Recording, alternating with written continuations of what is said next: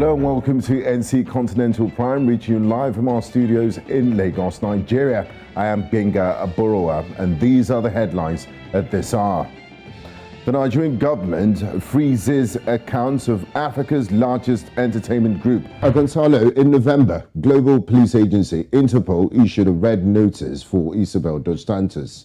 The million-dollar question is, do we know her whereabouts? Have you seen her in Algarve and shopping malls in Lisbon? Who knows where she is at this moment? I think no one knows where she is at this moment. You can ask CNN Portugal might know because she gave you an interview. The political decisions people make will affect many lives. Many people see politics as the government and the laws being made. While that is true, it's way more complicated than that. I don't know what type of procedure is this. NC Continental Prime begins in the south of the continent, where there have been mixed reactions emanating from South Africa following the incarceration of former President Jacob Zuma last night.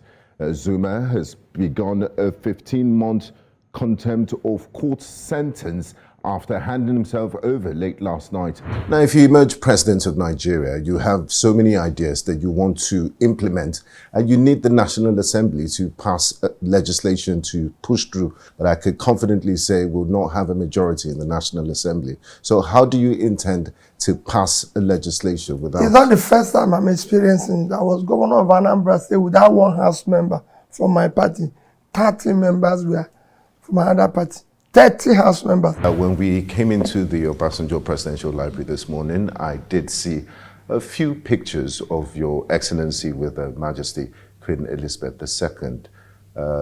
You lived pre-independence and you've lived through post-independence and had lifetime. How would you like to remember Queen Elizabeth II? Colonial history of Nigeria that is vivid in my memory was in the time of Queen Elizabeth II. Now, Candace, the mop-up operations are continuing in areas where looting took place last week. Is there an updated assessment of the impact of last week's unrest? Indeed, the numbers are starting to come to the fore, Gbenga. The damage does run into the billions of rands in South Africa. Now, Mufti, as we speak, the FIFA World Cup is currently ongoing in Qatar. Qatar says all people are welcome. Yes. It's the first World Cup that will be held in an Arab country, but there's been a lot of controversies. There's been a lot of debate, they've been conservative and all of that. And there's some that say, football is haram. So what's your take on this? If you take a look at what Saudi Arabia did in particular, even if it was Nigeria who did it, or Zimbabwe, I think there would be excitement. Now, we've seen wanton disregard for court orders by the federal government, even though we have a professor of law as the vice president. The Minister of Information and Culture says the government flouts court orders in the interest of national security. The Chief Law Officer of Nigeria, Justice Mr. Abubakar Malami, also echoes this position. Are these reasons legitimate to disobey court orders? When you begin to disobey court orders, then you are inviting the public not to respect government itself. What will stop President Kais Said's march towards autocracy? I think it's a great question. I don't think that Said is willing to stop his march. Hello and thanks for joining us on NC Exclusive. Today we have a very special guest, His Excellency, the High Commissioner of the Republic of Uganda to Nigeria, His Excellency, Mr. Nelson Ochege. President Donald Trump has admitted that he provided the hush money used by attorney Michael Cohen to suppress the allegations of two women that had affairs with Donald Trump and invariably interfering with the election in 2016. Hello and welcome to Politics with GA. Mr. President, did you have any inkling when the current president was your vice president that things might turn out this way? And would you say that it was an error of judgment on your part to have chosen him as a successor? I had no inkling whatsoever.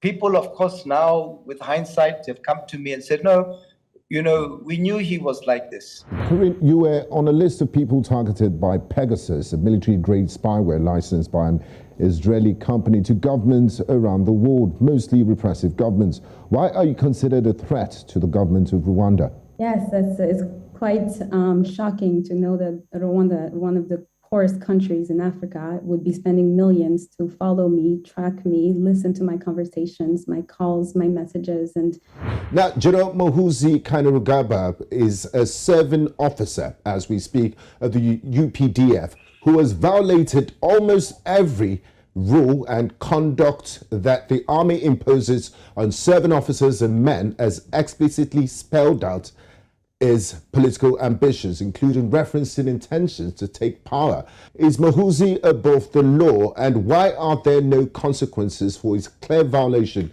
of UPDF Code of Conduct and Ugandan law?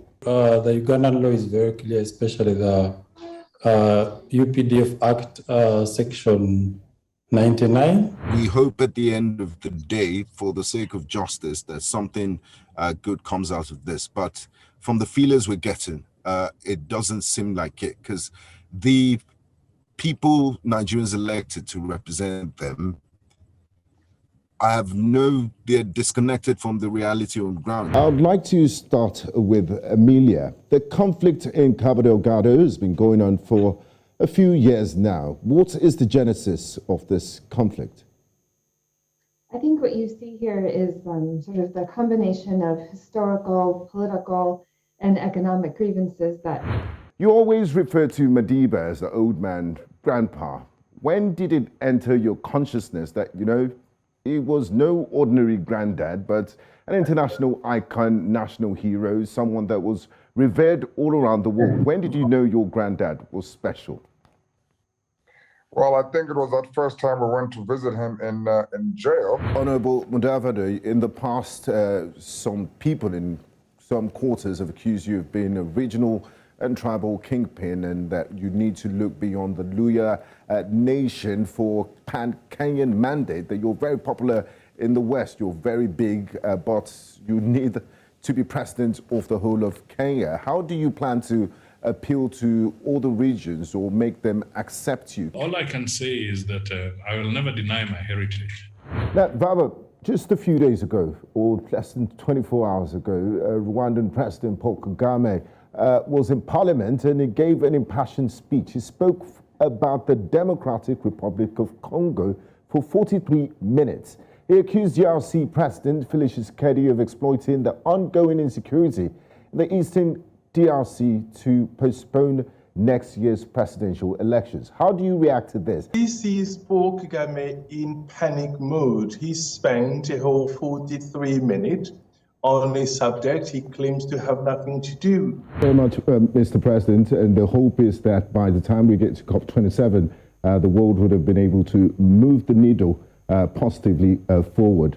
Now, regarding your fifth pillar, that's reforming the United Nations, there have been many calls for an urgent reform of the United Nations Security Council.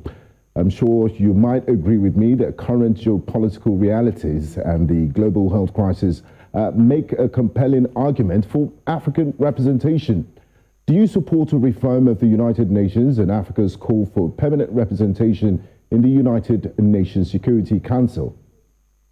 As the President of the General Assembly, I can't take part in this debate. I facilitate the debate, but it is a reality that the Security Council needs to reflect the current realities of the world. How do you keep the peace? Because we've seen there's something called the responsibility to protect. That was what NATO used to intervene in Libya when they see that, you know, people are helpless, we need to do something about it. So how do you keep the peace? Do you go in and say, and stop both sides from fighting, or you go after the bad guys? Well, if you are NATO, you can go after the bad guys. That's what NATO peacekeeping has been about in Bosnia, in Afghanistan also.